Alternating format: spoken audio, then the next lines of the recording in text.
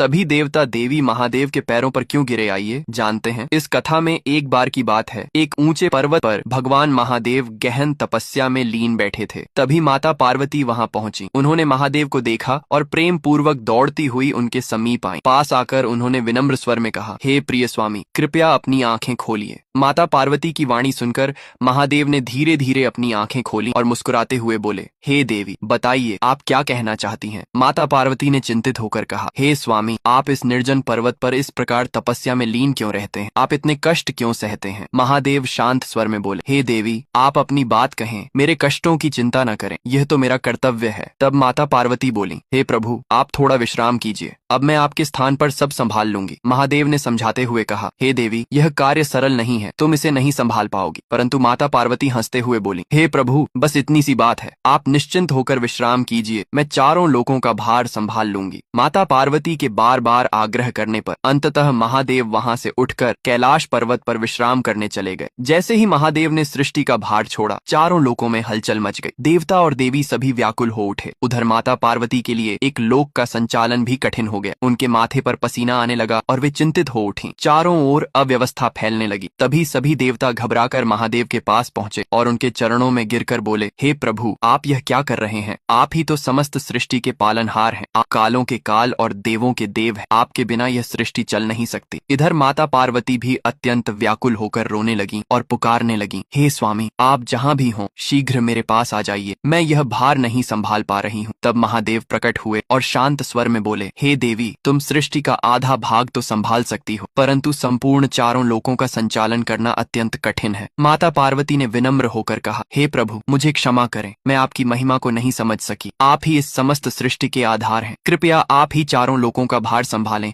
और मुझे केवल आधे सृष्टि के कार्य करने दें। यह कहकर माता पार्वती ने रोते हुए महादेव के चरण पकड़ ली। तब महादेव ने प्रेम पूर्वक उनके मस्तक पर हाथ रखा और उन्हें आशीर्वाद दिया। तभी महादेव बोल रहे हैं, जो भी इस कथा को देख रहे हैं, उसने लाइक और सब्सक्राइब नहीं किया है,